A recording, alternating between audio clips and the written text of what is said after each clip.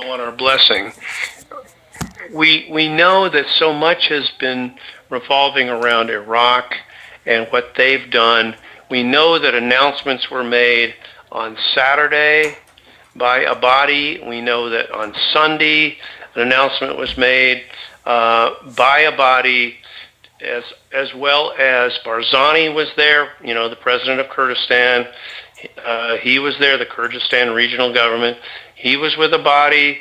Also, Alek with the CBI.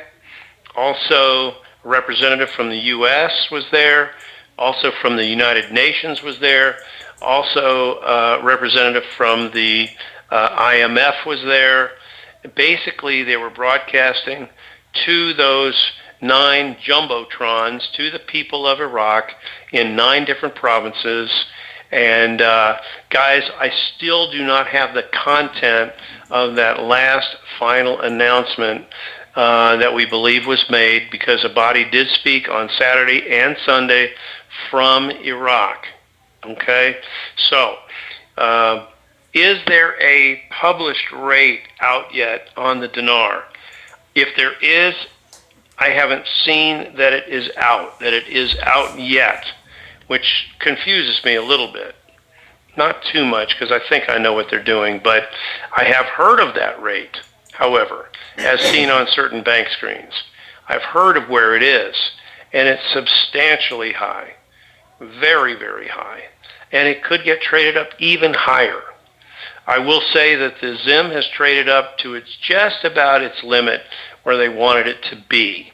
And the Chinese have done that. They've traded that up for days now. The Dong has been going steadily, slowly, incrementally higher, but still in very, very good shape. Very strong. And probably right about where it needs to be. I would think that would be true of all of the currencies, actually, right now. I know that even though we'd love to hear a solid CBI rate for the dinar, I don't know when we're going to see it. I don't know when it's going to happen exactly. It may not happen right away. Doesn't mean that we can't go in and exchange the dinar when we get the number for the redemption centers to go set our appointments and to go to redeem our Zim and exchange our currencies. All right. So here's what we are hearing. We're hearing that fines and penalties need to still go out to the recipients before we are notified to come in for our exchanges. And we think, from what we understand, the fines and penalties are to go out sometime tomorrow. Now, the other thing is notification to the redemption centers is set to go out early tomorrow morning, with a schedule for exchanges to begin and when they are to end. This would be at the redemption centers. So that schedule is made and approved and ready to go out early tomorrow morning. Now, what does that mean for a start time?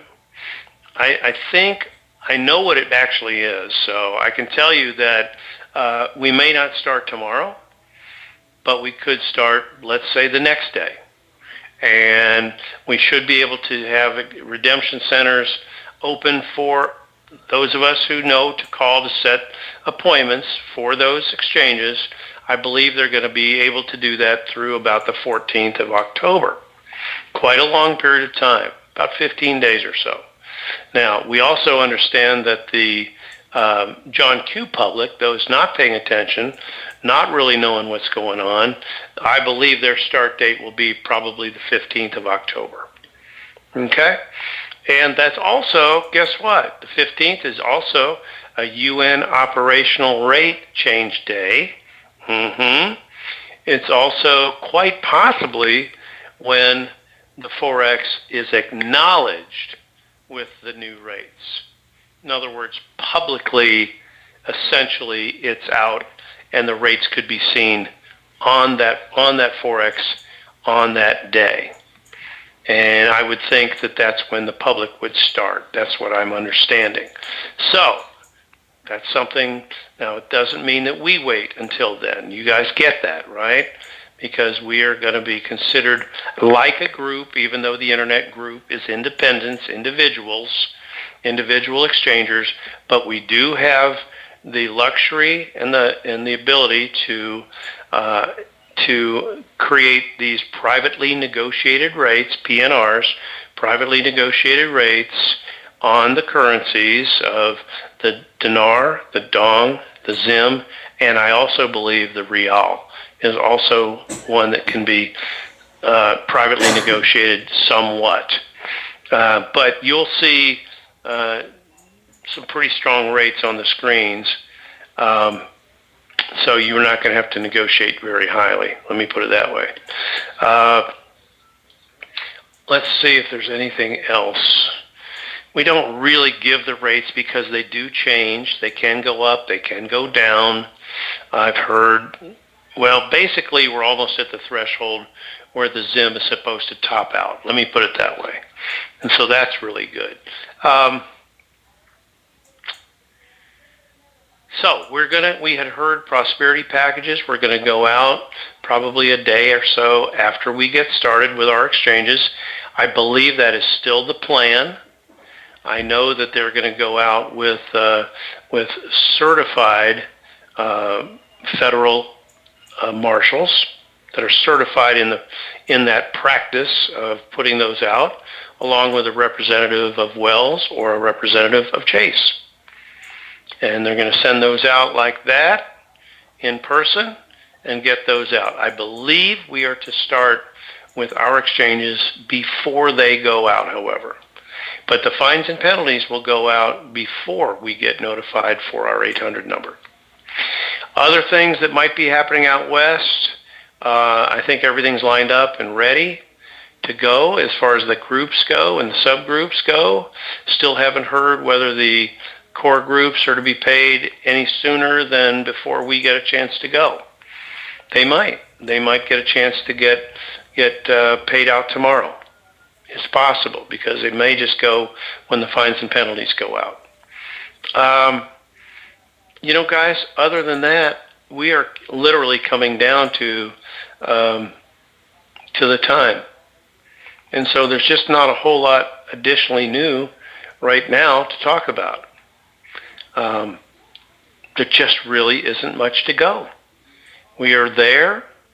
I believe, we are literally in the last days of this, and we should see something happen pretty shortly for us. And then you'll be able to set your appointment and exchange and so on. And we've gone over the exchange process over and over and over to where you guys are pretty comfortable with it. I believe, you're going to get some cash at the time of your exchange. I will say this, we have understood today from the Treasury that the USN, our new gold-backed currency, has been in place for several weeks. So we have that in place as a gold, and I'm going to say asset-backed currency. And that's been done, and that's there, and I understand some transactions have occurred with that currency. There are still large tranches that are moving, that are coming in, that are being received. And some of the larger humanitarian funding sources that you would recognize are getting funds starting with in the millions and then going to more and more and more on Saturday and then more and more and more in the very first couple of days of October. So you have this movement of money continuing. You have that happening, and I believe that everything I'm hearing is just allowing us to get a beautiful exchange experience. Now, we should have the ability to have some liquidity.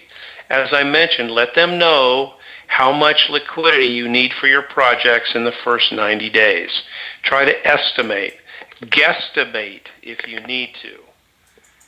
Try to have a number so that they set that money essentially aside and don't tie it up so that you can get to it in the first 90 days. Let them know, there's no set percentage for humanitarian projects for us in the internet group. There is no 80-20.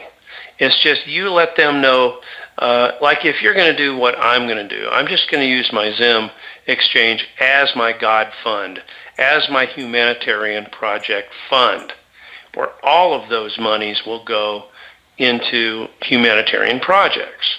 Okay, I'll use some of the money that I get from the other currencies that I have to fund personal things, for me.